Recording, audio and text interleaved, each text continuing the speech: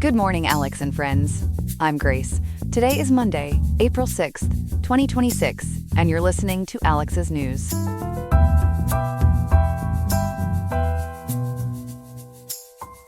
In Riverside, we're expecting a high of 80.5 degrees and a low of 54.3 degrees, which should make for quite a pleasant day if you have time to head outside. On today's program, we explore the fallout from the assassination of Majid Khademi and how it is pushing the Middle East toward a breaking point. We also dive into the connection between the conflict involving the United States and Iran and the strain it is placing on Ukraine's essential air defense supplies. Beyond these two major reports, we have a variety of other important stories to cover as well. All of this and much more is ready for you here on Alex's News. Stay tuned.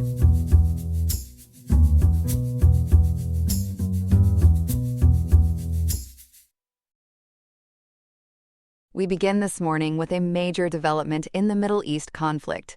Israeli forces have carried out what's being called a decapitation strike in the heart of Tehran, killing one of Iran's top intelligence officials. This war is now in its 38th day, and the violence is only intensifying.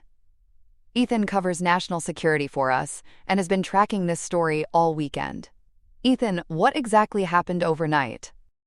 Grace, Israeli and Iranian officials have both confirmed the death of Major General Majid Khademi. He was the head of intelligence for Iran's Islamic Revolutionary Guard Corps. According to NBC News and the Associated Press, the Israeli Air Force carried out what it called a surgical strike at dawn in Tehran, based on what officials described as precise intelligence. This is arguably the highest profile targeted killing since the war began, on February 28th. For listeners who might not recognize that name, how significant was Khademi within Iran's military structure?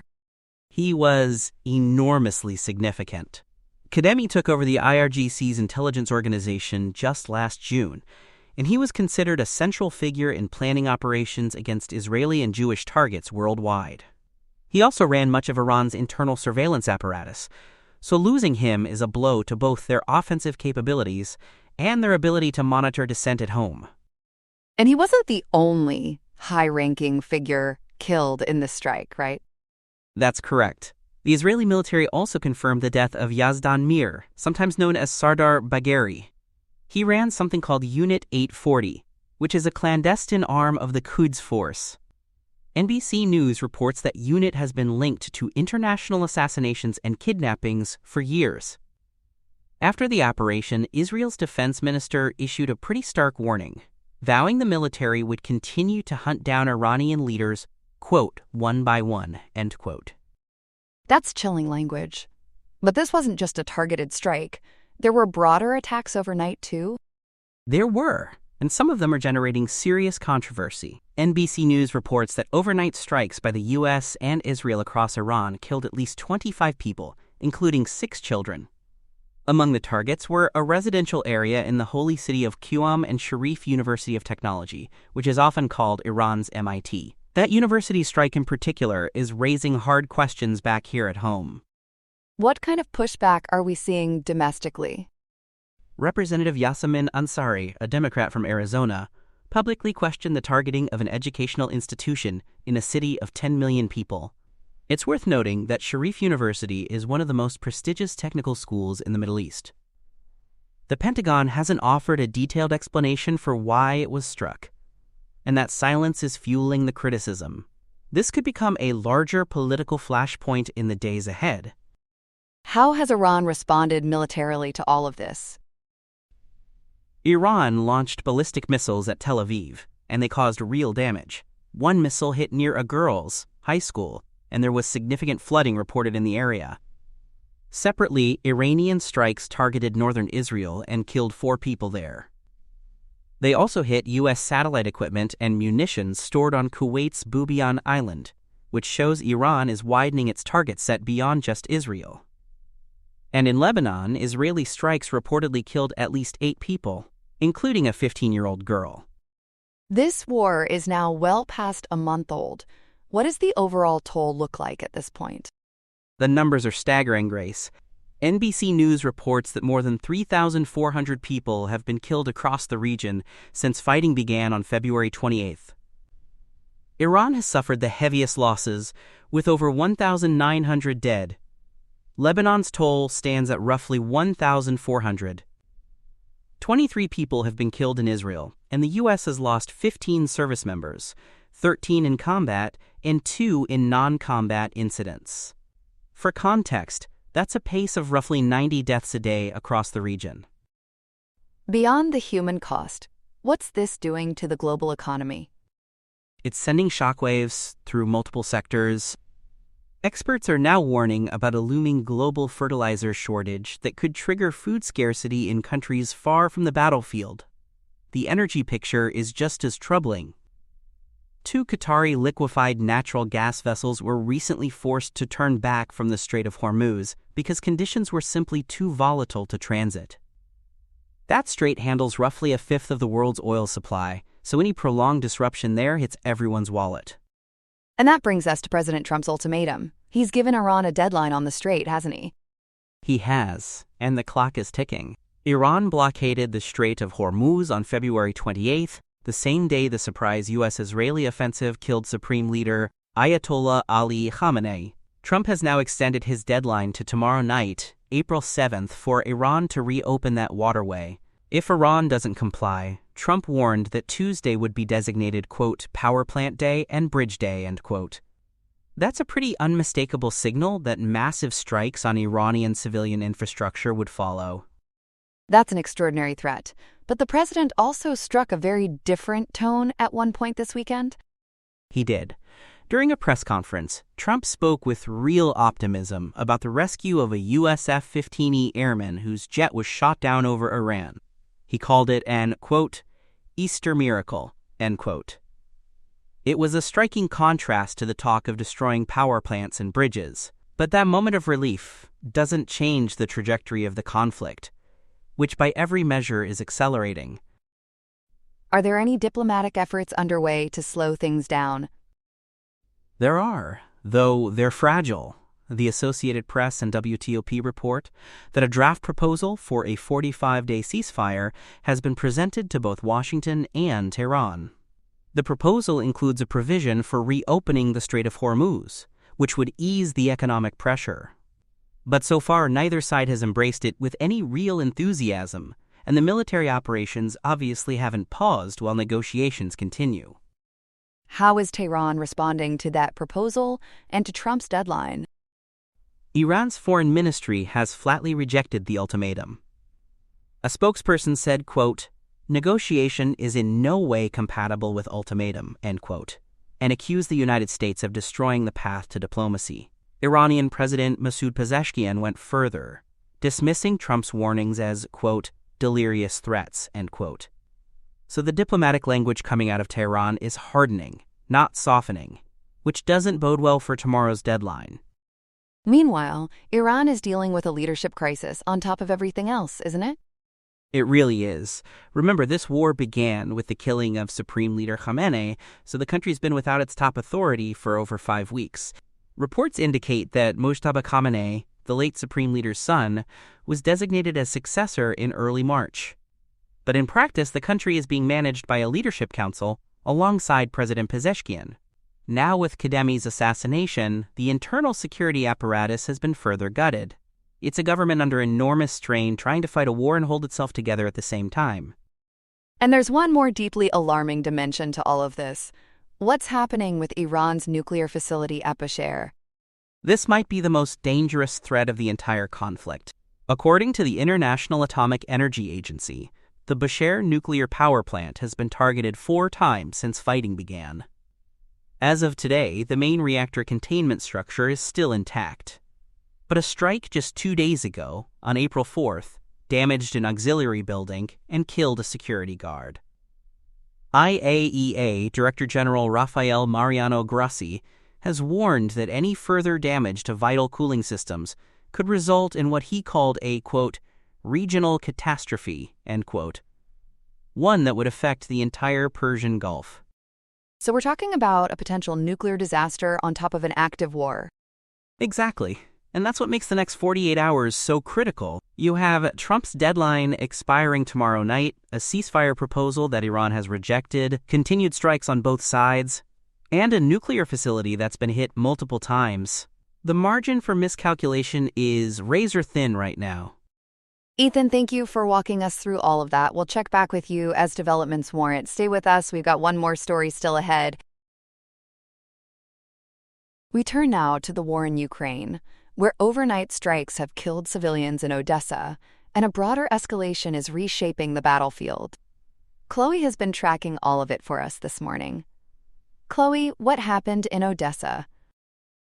A Russian drone attack hit a residential apartment block in Odessa overnight, Grace. The Washington Post and Newsday both report 3 civilians were killed, 2 women and a 2-year-old child. 11 more people were hospitalized, and that includes a pregnant woman and 2 infants. KSAT-12 described rescue crews picking through debris in front of gutted multi-story buildings. Really devastating scenes. A 2-year-old. That's just heartbreaking. Has President Zelensky responded? He has, and he put it in pretty stark terms. He said, "This attack fits a pattern stretching back 4 years to the start of the full-scale invasion." According to Zelensky, more than 15,000 civilians have now been killed since that invasion began. He's been pleading with Western allies to understand this isn't slowing down, it's actually accelerating. And it's not just Odessa being hit, right? Not at all. Russia has been hammering Ukraine's power grid relentlessly. Recent strikes in the northern Chernihiv region knocked out electricity for more than 300,000 households.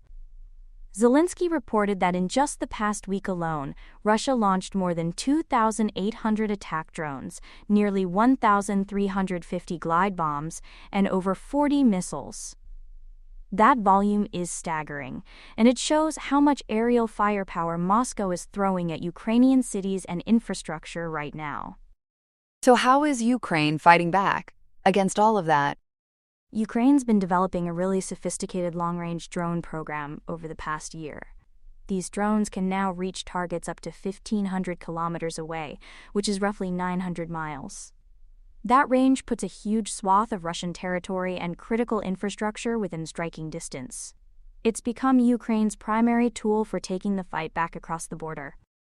And they're going after Russia's oil industry specifically?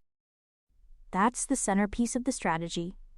The Washington Post and Newsday both report that one of the key targets today was the Shesharis oil terminal at the port of Novorossiysk. That's one of Russia's largest crude oil export hubs on the Black Sea. The strike injured 8 people, including 2 children, and damaged nearby residential buildings. Ukraine's goal is twofold here: disrupt fuel supplies heading to the Russian military and slash the export revenue that funds Moscow's entire war machine. Has this kind of targeting worked before? There's growing evidence it has. Earlier strikes hit the Ryazan oil refinery, which processes roughly 5.8% of Russia's total refining capacity. Analysts cited by Newsday and KSAT-12 say Ukraine is deliberately exploiting a basic vulnerability. Russia's geography is so vast that it simply can't protect every refinery, every pipeline junction, every export terminal with air defenses. So these long-range drones are finding gaps, and each successful hit chips away at Russia's ability to fund the war. Now, there's a major complication here that a lot of people might not realize. The U.S. war in Iran is directly affecting Ukraine's defenses. Can you walk us through that? This is arguably the most consequential development for Ukraine right now. Operation Epic Fury, the U.S.-led military campaign against Iran, launched on February 28th. It's created what Zelensky calls a, quote, prioritization crisis, end quote, for military aid. Essentially, the Pentagon is burning through munitions in the Middle East at a pace nobody anticipated, and Ukraine is feeling the squeeze almost immediately. What kind of munitions are we talking about? Patriot air defense interceptors, which are Ukraine's best tool against Russian ballistic missiles. Military Watch magazine and CFR.org report that in just the first 5 days of the Iran campaign, U.S. forces expended between 800 and 943 anti-ballistic missiles. To put that in perspective, that's more than the total number Ukraine used during the entire winter of 2025 into 2026. 5 days versus an entire winter season. The consumption rate has been absolutely extraordinary. So can the U.S. just ramp up production to cover both conflicts? That's the problem. It can't, at least not quickly. Annual production of PAC-3 interceptors sits at only about 650 units. So the U.S. essentially fired nearly a year and a half's worth of production in under a week in Iran. The Pentagon does maintain a global inventory of around 3,000 Patriot interceptors, but those have reportedly been designated as a strategic reserve for a potential conflict in the Indo-Pacific, meaning China. The military won't deploy them to Ukraine or the Middle East. So Ukraine's just left exposed? That's exactly what's happening. Deliveries through something called the Prioritized Ukraine Requirements List have dropped significantly. Ukrainian cities that were receiving a steady flow of air defense support are now far more vulnerable to Russian ballistic missiles. And this is coming at the worst possible time. With Russia launching that massive volume of drones and missiles we talked about, Zelensky has warned of a, quote, critical gap, end quote, in Ukraine's ability to defend against what's expected to be a major Russian spring offensive. Meanwhile, the Trump administration made a pretty surprising move on Russian sanctions. What's going on there? This one caught a lot of people off guard. The Iran war effectively closed the Strait of Hormuz, which sent global oil prices surging past $120 a barrel. To keep the world economy from spiraling, Treasury Secretary Scott Bessent issued something called General License 134A, back on March 19th. Lloyd's List and CFR.org report that this waiver authorizes transactions for the sale and offloading of Russian crude oil and petroleum products, as long as those shipments were loaded onto vessels on or before March 12th. So the U.S. is essentially easing Russian oil sanctions to stabilize global energy markets? In a targeted way, yes. The administration calls it a surgical measure. It effectively suspends the U.S. price cap for specific stranded shipments so they can reach global refineries, particularly in India, and prevent a full-blown supply shock. It's a remarkable reversal when you think about it. The same sanctions designed to punish Russia for invading Ukraine are being loosened because a separate American war created an energy crisis. That waiver is set to expire on April 11th, so just 5 days from now. There's also a diplomatic effort underway to try to de-escalate the Iran situation, which would have big implications for Ukraine. What can you tell us about that? The international community is watching what's being called the Islamabad Accord. It's a peace framework brokered by Pakistan's Army Chief, Field Marshal Asim Munir. The proposal calls for a 45-day ceasefire in the Iran conflict and the reopening of the Strait of Hormuz. For Ukraine, this matters enormously because Secretary of State Marco Rubio has indicated that only a cessation of hostilities in the Middle East would allow the Pentagon to reconsider shifting air defense assets back to the Ukrainian front.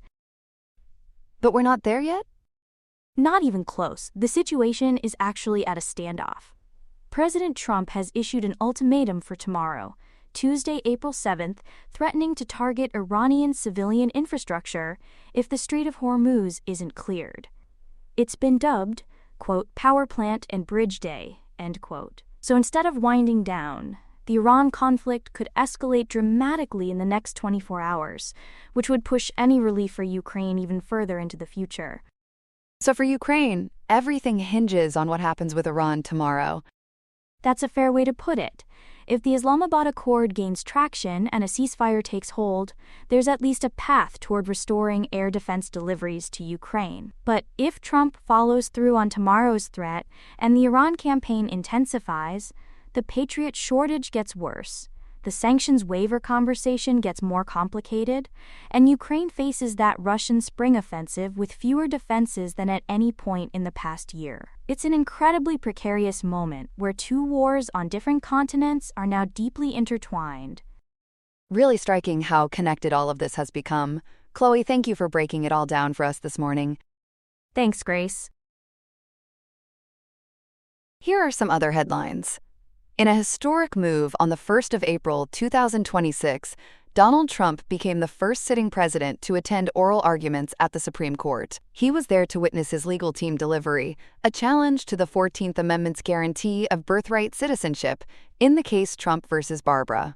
Solicitor General D. John Sauer argued that the 158-year-old citizenship clause was only intended for the children of formerly enslaved people. He claimed that being subject to the jurisdiction of the United States requires a primary political allegiance that undocumented immigrants and temporary visitors simply lack. However, several justices from across the ideological spectrum seem to be courting skepticism toward the administration's attempt to overturn the 1898 precedent established in United States versus Wong Kim Ark. While the court is currently deliberating, the president has already signaled he is not in a supreme mood regarding the proceedings. At 1 o'clock this morning, Trump posted on Truth Social, attacking the disloyal and dumb justices for their questioning and urging them to instead study legal theories presented on Fox News. A ruling in favor of the administration could strip citizenship rights from an estimated 4,100,000 children, which would certainly be a labor-intensive shift for American identity. A final decision is expected by late June or early July. Turning to international affairs, South Korea's National Intelligence Service informed lawmakers today that it is now fair to view the teenage daughter of Kim Jong-un, believed to be named Kim Ju-ae, as the official heir to the North Korean throne. This isn't just a tank full of rumors. The agency stated this assessment is based on credible intelligence. Officials pointed to her recent high-profile appearances, including state media footage of her driving a battle tank, as a deliberate effort to tank any skepticism regarding a female successor. The agency also downplayed the political standing of Kim's sister, Kim Yo-jong, asserting she has no substantial powers to stop the teen's ascent. This suggests the dynasty is accelerating its timeline for a fourth-generation transition, despite the country's deeply entrenched male-centered political culture. In Nigeria, a surge in violence has cast a shadow over the holiday, with at least 26 people killed in 3 separate attacks over the Easter weekend. In Benue State, 17 residents were killed in a community dispute over land. Meanwhile, an Islamic State-affiliated group attacked a police headquarters in Borno State, leaving 4 officers dead. On Sunday, an attack on an Easter service in Kaduna State resulted in 5 civilian deaths before the army rescued 31 potential abductees. These security challenges continue to put the Nigerian government in a tight spot as they battle both jihadist insurgencies and ethnic-related clashes. Finally, NASA is having a stellar day as the Artemis II mission is projected to break the record for the farthest distance humans have ever traveled from Earth. The Orion spacecraft is expected to surpass the old Apollo 13 record of 248,655 miles this afternoon, eventually reaching a maximum distance of 252,760 miles. The crew, featuring Commander Reed Wiseman, pilot Victor Glover, and mission specialists Christina Koch and Jeremy Hansen, will conduct a lunar flyby that brings them within 4,070 miles of the surface. This mission marks the first time humans have visited the moon in over 50 years and features the first woman, the first person of color, and the first non-American to venture into deep space. While the crew photographs 35 scientific targets, they will experience a 40-minute communication blackout and a rare solar eclipse before splashing down in the Pacific Ocean on April 10th. That's all we have for now. Today's episode was made by Alexander King, with Claude Opus 4.6, Gemini Pro 3.1, Gemini Flash 3, and Google Cloud Text-to-Speech. I hope you have a great day. I'll see you tomorrow, Alex.